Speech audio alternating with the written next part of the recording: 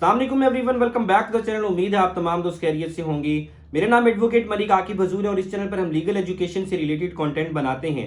तो अगर आप इस चैनल पर न्यू हैं तो मेरे चैनल को जरूर सब्सक्राइब करें ताकि फ्यूचर में आने वाली लेटेस्ट वीडियोस आप तमाम दोस्तों तक बर वक्त पहुंच सकें।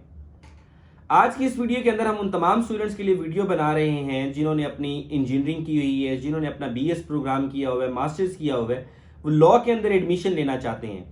यानी कि आपका एजुकेशन का गैप आ रहा है, जिसकी वजह से आपने ये सुन भी रखा है कि पंजाब यूनिवर्सिटी की ये पॉलिसी है कि अगर आपकी एजुकेशन जो है 2019 के बाद अगर आपका एफएससी या एफए है तो हम आपको लॉ के अंदर एडमिशन नहीं देंगे। तो उन तमाम दोस्तों की तरफ से ये क्वेश्चंस आते हैं कि अगर हम अब लॉ करना चाहते हैं तो पाकिस्तान के अंदर हम क्या लॉ कर सकते हैं, ये पॉलिसी किसकी है, ये पॉलिसी कहाँ कहाँ तक इफेक्टिव है, अगर हमने लॉ करना है एज फैक्टर दरमियान के अंदर प्रॉब्लम करता है या नहीं करता, लॉ एडमिशन टेस्ट देने के लिए एज की क्या रिक्वायरमेंट है, और पाकिस्तान के अंदर अगर हम लॉ करना चाहते हैं तो क्या हमारे लिए पॉसिबल है या नहीं।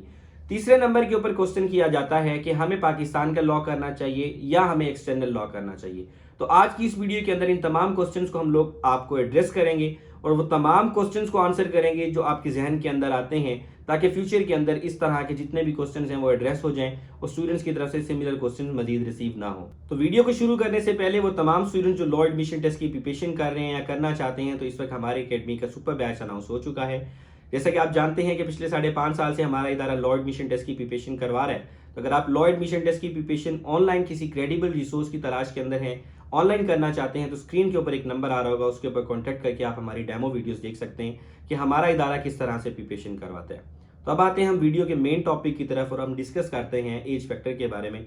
देखें, ये पॉलिसी जो आपके सामने इस वक्त हमने डिस्कस की है 2019 वाली, या 5 साल का कहा जाता है कि अगर आपका 5 साल पहले जो आपकी एज है और 5 साल का गैप उसके अंदर आ गया आपका इंटरमीडिएट का, अब आप अगर लॉ करना चाहते हैं तो आप नहीं कर सकते। देखें, ये पॉलिसी सिर्फ पंजाब यूनिवर्सिटी की है, उसके अलावा और किसी की भी ये पॉलिसी नहीं है।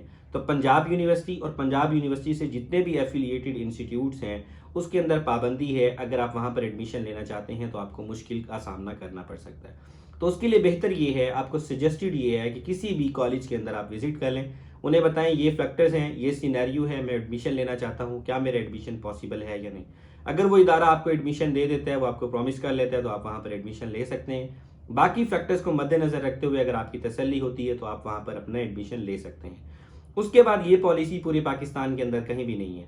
पहले ये पॉलिसी थी कि आप पाकिस्तान के अंदर अगर एडमिशन लेना चाहते हैं तो उसके लिए एक एज लिमिट भी डिफाइन की गई थी, मगर वो एज लिमिट इसी तरह से जिसका कोई वजूद नहीं था, कोई उसके सर्टन कहीं से भी उसका हमें नहीं मिलता, कोई नोटिफिकेशन वगैरह नहीं मिलता या सुप्रीम कोर्ट की तरफ से बाहर नहीं मिलती। एज के लिए, एजुकेशन के लिए कोई भी एज की लिमिट नहीं होनी चाहिए, ये मेरा भी मानना है। पाकिस्तान के जो फंडामेंटल राइट्स हैं कॉन्स्टिट्यूशन के अंदर दिए गए हैं उसके अंदर भी लिखा गया है कि अगर आप इल्म हासिल करना चाहते हैं, आप किसी भी एज के अंदर किसी भी इदारे के अंदर आप जाकर एडमिशन लेना चाहें, आप ले सकते हैं, आप पढ़ सकते हैं। तो उसके लिए पंजाब यूनिवर्सिटी को अभी की क्यूरी के लिए आपको समझाने के लिए ये चीज़ बेहतर है कि अगर पंजाब यूनिवर्सिटी को आप निकाल दें, उसके अलावा पाकिस्तान भर के अंदर जितनी भी यूनिवर्सिटीज़ हैं, जितने भी इदारे हैं, अगर आप वहाँ पर एडमिशन लेते हैं तो ये पॉलिसी वहाँ पर एक्टिव नहीं है। आप किसी भी इदारे के अंदर एडमिशन वहाँ पर ले सकते हैं और आप अपनी डिग्री कर सकते हैं। मगर याद रखिए कि आपकी 5 साल की डिग्री होगी, उससे पहले आपको लॉ एडमिशन टेस्ट देना पड़ेगा।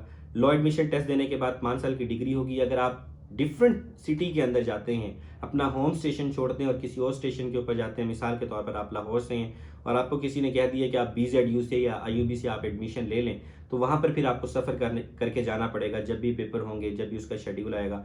तो इन सारे फैक्टर्स को मद्देनजर रखकर आपने फैसला करना है और आपको रेगुलर क्लासेस लेनी है, क्योंकि पंजाब यूनिवर्सिटी की इसकी तरफ से HEC की तरफ से, पाकिस्तान बार काउंसिल की तरफ से और सुप्रीम कोर्ट की जजमेंट के मुताबिक इस चीज़ को स्ट्रिक्टली इंश्योर किया जा रहा है। मगर कुछ इदारे हैं जो कि इस चीज़ को जो है वो अभी इतना नहीं कर रहे, इसकी वजह से उनके पाकिस्तान बार काउंसिल जो है, उनके पंजाब बार काउंसिल उनके लाइसेंस भी कैंसिल कर रही है।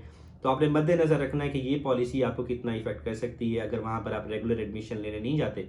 अगर किसी कॉलेज ने आपके साथ ये प्रॉमिस कर भी ली है और वहाँ पर HEC का या Pakistan bar council, Punjab bar council के नुमाइंदे वहाँ पर छापा मारते हैं और आप वहाँ पर मौजूद नहीं होंगे, तो आपका 2-3 साल अगर आपने मेहनत की हुई है तो वो भी ज़ाया हो सकती है।